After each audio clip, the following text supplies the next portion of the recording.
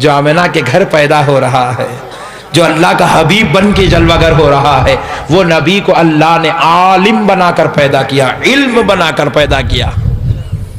मुअज़्ज़ज़ सामीन इकराम, के जो वहाबी बदअक़ीदा लोग हैं ना, ये अपनी किताबों में लिखे कि नौज़ बिल्लाह नबी अनपढ़ है, ला इलाहा इल्लल्लाह मुहम्मद रसूलुल्लाह।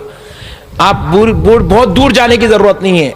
आज इन लोगों ने बाद नमाज असर जो किताब पढ़ी अपनी मस्जिदों में बैठ के, जिसको मुंतखब अहादीस कहते हैं, वो किताब में दावत और तबलीग एक बाब है। उस बाब में दूसरे नंबर पर एक आयत है। उस आयत के तर्जुमे में इन्होंने लिखा है, हमने अरब के उन्हीं अनपढ़ों में से एक अनपढ़ को नबी बनाया, ला इलाहा इल्लल्लाह मुहम्मद रसूलुल्लाह। ये इनकी किताबों में, जो आज मैं आला हजरत के दौर की बात नहीं कर रहा।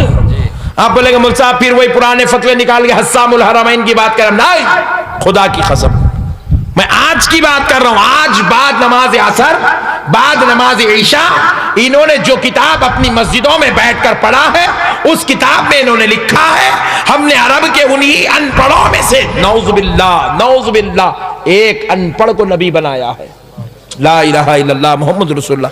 फिर उसी बाब में 6वीं 7वीं आयत के तर्जुमे इन्होंने लिखा है, ऐ नबी आप उनके लिए इतना मत पछताइए कि कहीं आप पछता कर मर ना जाए, ला इलाहा इल्लल्लाह मुहम्मद रसूलुल्लाह। पछताना किसको बोलते मालूम? एक आदमी पूरी जिंदगी शराब में, जुए में, हरामकारी में, बुराई में, गंदगी में गुजार दिया, मरते वक्त अब बिस्तर मौत पर है, जब उसको पछतावा होता, अल्लाह मैं इतने गुनाह कहीं को कर लिया, मैं इतने गुनाह कहीं को कर रहा, मैं नहीं करता तो अच्छा था। ये जो एहसास हो रहा, इस एहसास का नाम पछतावा है। और इन लोग ऐसा गंदा लफ्ज नबी के लिए लिखे, ऐ नबी कहीं आप पछता कर मर ना जाए, नौज़ बिल्लाह। आप उठा कर देखें घरों को जाकर, इतना बदतरीन दर्जे का तर्जुमा इन्होंने किया। और इनका अकीदा है नबी पढ़े लिखे नहीं थे, नबी पढ़े लिखे नहीं थे, नौज़ बिल्लाह। मैं आपको एक मसला समझाता हूं, जिंदगी भर के लिए ये सारी इनकी कदूरतें, इनकी गलाजतें आपके जहनों से निकल जाएगी। एक ही मसला बस, कुर्बान जाए नबी मुकर्रम सल्लल्लाहु अलैहि वसल्लम की जात व अजमत पर। आज वहाबी उलमा, वहाबियों के पास, अहले हदीस के पास, जो लोग मस्जिदों के खतीब बने, इमाम बने, मदरसों से फारिग हुए, उनको मौलाना बोला जाता। क्या बोला जाता? बोलो जरा जोर से बोलो, जरा जोर से बोलो। मौलाना बोलते हैं, आलिम साहब बोलते हैं, मौलवी साहब बोलते हैं। आलिम साहब किसको बोला जाता है? जरा गौर कर। इतना बदतरीन दर्जे का तर्जुमा इन्होंने किया। और इनका अकीदा है नबी पढ़े लिखे नहीं थे, नौज़ बिल्लाह।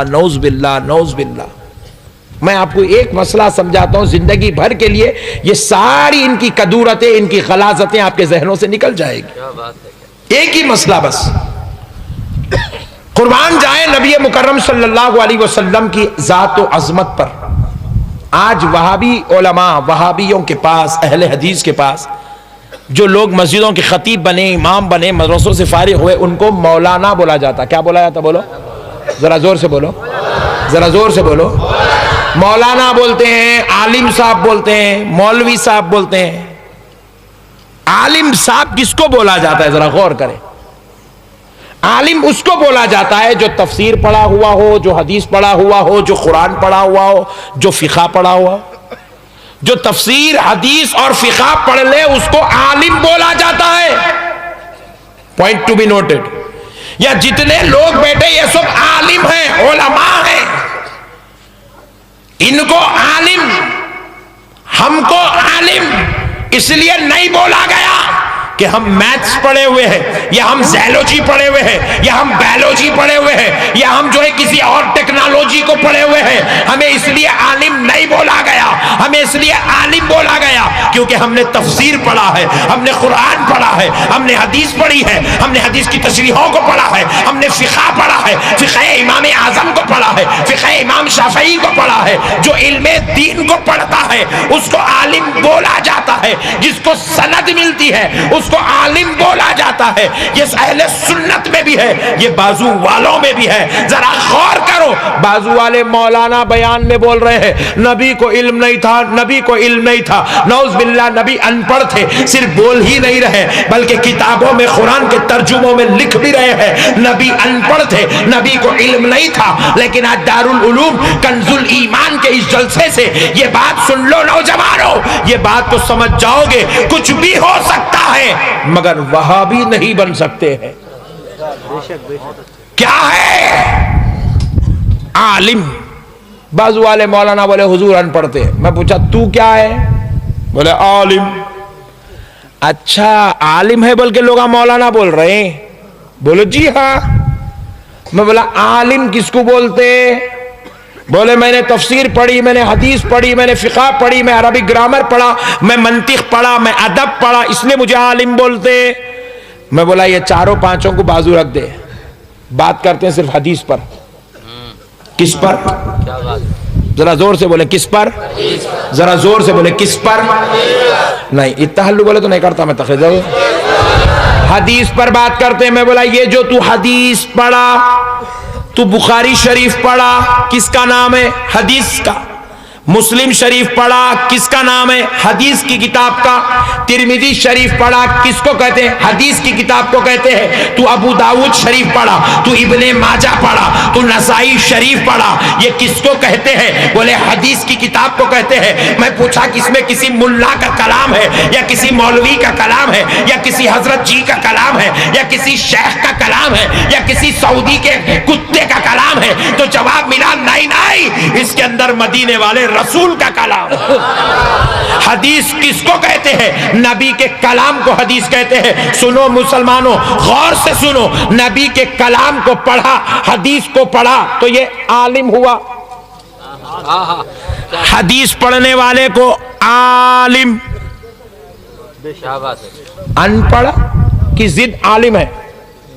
अगर कोई आलिम है तो उन्हें अनपढ़ नहीं हो सकता, कोई अनपढ़ है तो उन्हें आलिम। जिसको आप मौलाना बोल दे उसको अनपढ़, जिसको आप आलिम बोल दे उसको अनपढ़। अब जिसको आलिम बोले उसको अनपढ़ नहीं बोल सकते, तो बाजू वाला अपने आप को आलिम बोल रहा है, मतलब वो इल्म वाला है। तो उसने क्या पढ़ा? हदीस पढ़ा। हदीस पढ़ने से आलिम हो गया। मैं पूछा हदीस किसको बोलते? नबी जो कह दे वो हदीस। नबी जो कह दे वो हदीस, नबी जो करे वो हदीस। नबी का कहना हदीस, नबी का करना हदीस, नबी का कौल हदीस, नबी का फेल हदीस।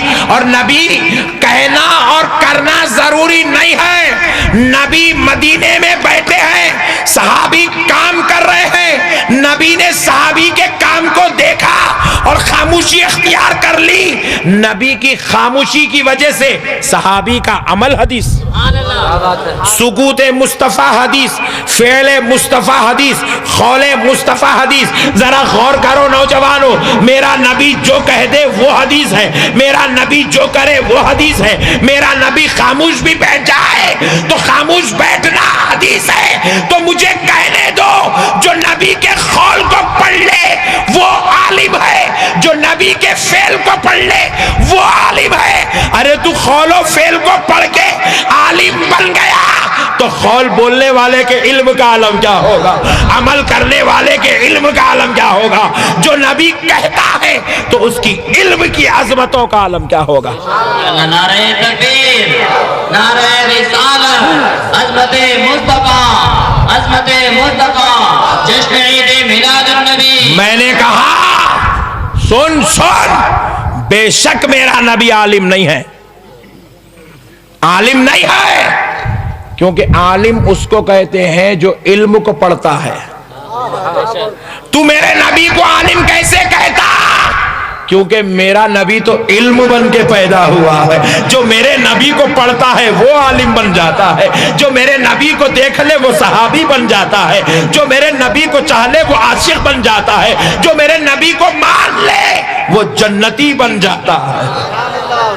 मेरा नबी तो इल्म बन के पैदा हुआ है। तो आपको दारुल उलूम कंजुल ईमान में जिस इल्म की तरफ बुलाया जा रहा है वो इल्म मुस्तफ़ा की तरफ बुलाया जा रहा है, इल्म कुरान की तरफ बुलाया जा रहा है। सुनो सुनो नौजवानों, इन जाहिलों ने क्या क्या नहीं कहा, नबी पर ऐसी ऐसी उंगलियां उठाई कि इन्होंने नौजुबिल्लाह उम्मत का दिमाग खराब कर दिया, उम्मत के ईमान को तबाह कर दिया, उम्मत के अंदर नौजुबिल्लाह इन्होंने खुराफात को पैदा कर दिया, उम्मत को सवाल सवाल सवाल करके बहका के छोड़ दिया। आओ नौजवानों।